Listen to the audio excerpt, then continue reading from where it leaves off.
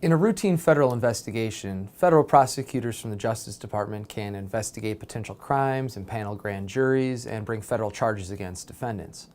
However, federal prosecutors are under the authority of the Attorney General and ultimately the President. So any investigation into high-ranking members of the executive branch could give rise to obvious conflicts of interest.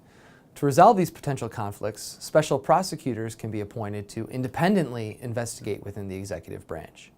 The first of these special prosecutors were appointed back in the 1870s to investigate corruption within the Grant administration, and they've been used periodically ever since at both the federal and state levels. This doesn't mean that special prosecutors are completely insulated from political pressures, however. Richard Nixon's Attorney General appointed Archibald Cox as special prosecutor to investigate the Watergate scandal in 1973. Later that year, when Cox subpoenaed Oval Office recordings that would eventually implicate Richard Nixon in the cover-up, Nixon ordered his Attorney General to fire the special prosecutor.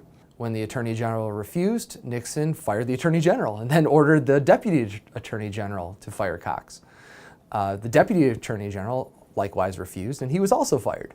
The third in line at the Justice Department, the Solicitor General, eventually complied and fired Cox, and the events of that night became known as the Saturday Night Massacre.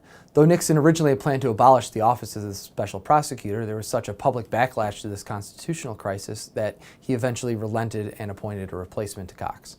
After Watergate, Congress passed the Ethics in Government Act, which clarified the rules by which special prosecutors would be appointed by the Attorney General and specifically restricted the authority of the Attorney General and the President to fire them, instead turning over that responsibility to a three-judge panel. However, that law was allowed to expire in 1999, which means that since then, the Justice Department's been operating on internal regulations that say special prosecutors can't be fired without good cause. However, since those internal regulations don't have legal backing, it's somewhat an open question as to whether or not a special prosecutor could be fired and dismissed without cause. This is significant because the head of the FBI, the former head of the FBI, Robert Mueller, was appointed to investigate Russian interference as a special prosecutor.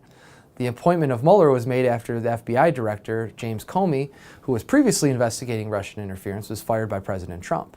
Since Trump's Attorney General, Jeff Sessions, falsely denied meeting with Russians during the campaign while under oath during his confirmation hearings, he had recused himself from anything having to do with the Russian investigation.